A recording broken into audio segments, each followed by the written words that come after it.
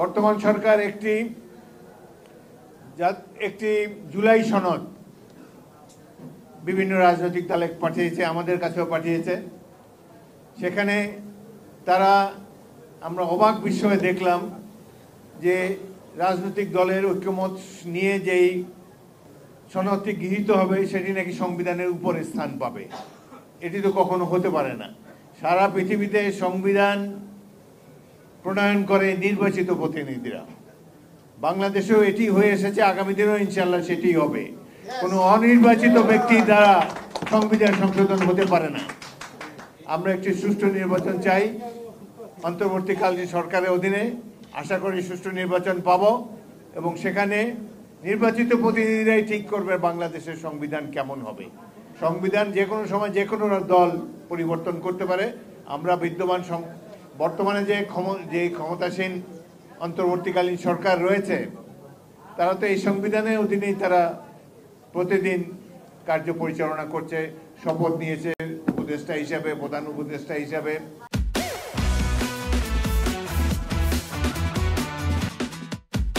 PR তো বাংলাদেশের মানুষ চেনেই না, এটা বিদেশি কনসেপ্ট। পাকিস্তানে নাই, ভারতে নাই, যুক্তরাজ্যে নাই, যুক্তরাষ্ট্রে নাই, কোথাও নাই। দুই একটা দেশে থাকতে পারে, আরও অনেক দেশে থাকতে পারে যেখানে গণতন্ত্র অন্যরকম, শিক্ষা ব্যবস্থা অন্যরকম, কালচার অন্যরকম, তাদের শিক্ষাগত ব্যবস্থা অন্যরকম।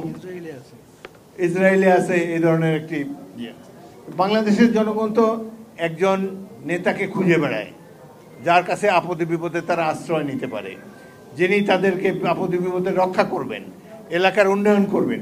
সেই জন্য একজন ব্যক্তিকে তারা খুঁজে ফেরে। কিন্তু যদি পিআর সিস্টেমে যাওয়া হয় তাহলে সে ব্যক্তিকে আর খুঁজে পাওয়া যাবে না। এমনও হতে পারে যে এলাকা নির্বাচন এলাকার সেখানকার কোনো ব্যক্তি সেখানে সংসদ সদস্য হতে পারবেন না। এইসব কথা কেন বলে তিনটি দল? একটি হলো জামাতে ইসলামী, অপরটি হলো এখনও রেজিস্ট্রেশন পায় নাই সদ্য সাবালকের দল এনসিপি, অপরটি হলো চরমনে পীরের দল। স্বাধীনতা যুদ্ধের সময় তা কোথায় ছিল? এনসিপি তো এখনো জন্ম হয় নাই, তখনও জন্ম হয় নাই। জামাতে ইসলামী করেছে বিরোধিতা, বাকি পীরের দল ছিল কিনা আমরা জানি না। সুতরাং বাংলাদেশ নিয়ে এদের চিন্তা ভাবনা করার দরকার কি?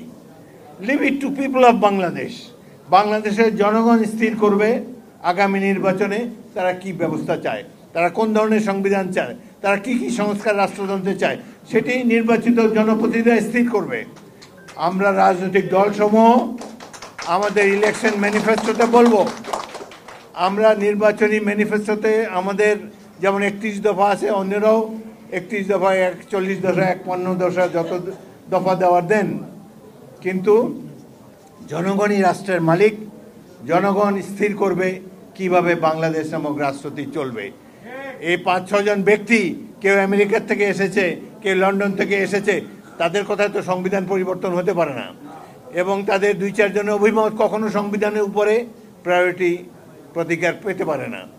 বিএনপি যদি রাষ্ট্র ক্ষমতায় যায়, আমরা এই পুরা জাতিকে মুক্তিযোদ্ধার জাতিতে পরিণত করব। আমরা ছাত্রদেরকে সামরিক প্রশিক্ষণ দেব যাতে করে কোনো প্রতিবেশী রাষ্ট্র অন্য কেউ বাংলাদেশের দিকে রক্তচক্ষু দেখাতে না পারে। 6 কোটি লোকের দেশ মিয়ানমার, 18 কোটি লোকের দেশ বাংলাদেশের উপরে হামলা করতে চায়। 11 লক্ষ রোহিঙ্গা আমাদের উপর তারা চাপিয়ে দিয়েছে। আমাদের সেনাবাহিনীকেও পরিবর্তন হতে হবে। তাদেরকে আক্রমণাত্মক মনোভাবের, যুদ্ধ করার মানসিকতা থাকতে হবে এই সেনাবাহিনীর। কেবলমাত্র ব্রিজ বানাবে আর রাস্তাঘাটে কারফিউ বলবৎ করবে এই ধরনের সেনাবাহিনীর প্রয়োজন নাই।